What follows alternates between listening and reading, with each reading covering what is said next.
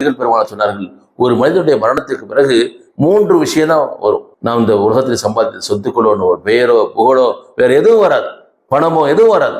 மாறாக 3 விஷயங்கள். ஒன்று நபிகள் பெருமாள் சொன்னார், ஒன்று சதக்கத்தும் ஜாரியா, ஒருவன் செய்திருக்கக்கூடிய நிலையான தர்மம். அந்த நிலையான தர்மம், ஒரு பள்ளிக்கூடத்தை கட்டியிருக்கிறான், ஒரு பள்ளிவாசலை கட்டியிருக்கிறான், ஒரு லைப்ரரியை உருவாக்கியிருக்கான், ஒரு கிணறு தோண்டியிருக்கிறான், ஒரு போர்வெல் போட்டிருக்கான், அல்லது இப்படிப்பட்ட தொடர்ந்து பயனளிக்கக்கூடிய மரணத்துக்கு பிறகும் பயனளிக்கக்கூடிய ஒரு விஷயத்தை விட்டு சென்றார் என்றால், அந்த விஷயம், அந்த நன்மை நடந்து கொண்டிருக்கும் காலமெல்லாம் அடக்கம் என்ன செஞ்சிருக்கோம், நன்மைகள் வந்து கொண்டிருக்கும்.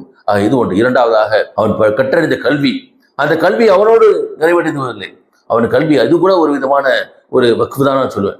இது கூட ஒரு அறம் என்று தான் சொல்லுவேன். இது கூட ஒரு சதக்கா தான், ஒரு தர்மம் தான். ஏனென்றால் நீங்கள் கற்ற கல்வியின் மூலமாக யாருக்கெல்லாம் அறிவை கொடுக்கிறீர்களோ அதுவரை யாருக்கெல்லாம் கொடுக்கலாம். அப்படி செயின் ரியாக்ஷன் எது வரைக்கும் போகுதோ அது வரைக்குமான அத்தனை நன்மைகளும் உங்களுக்கு வந்துச்சு. மூன்றாவதாக அவனுக்காக பிரார்த்தனை செய்யக்கூடிய குழந்தைகளை சொன்னார்கள். இதனால்தான் முஸ்லீம் சமுதாயம் இன்றைக்கு எல்லா இடங்களிலும் அவர்கள் சக்திக்கு தகுந்தார் கூட அந்த நிலங்களையோ, சொத்துக்களையோ, மற்ற எல்லா விதமான கால்நடைகளையோ, பல்வேறு விதமான விஷயங்களை அவர்கள் வக்ஃபாக, நலப்பணிகளுக்காக, மக்களுக்கு பயனளிக்கக்கூடியதாக, இதோ முஸ்லிம்களுக்காக மட்டுமல்ல, ஒட்டுமொத்த மனித குலத்திற்கு பயனளிக்கக்கூடிய பல்வேறு விதமான விஷயங்களை இன்றைக்கு விட்டு சென்றிருக்கிறார்கள்.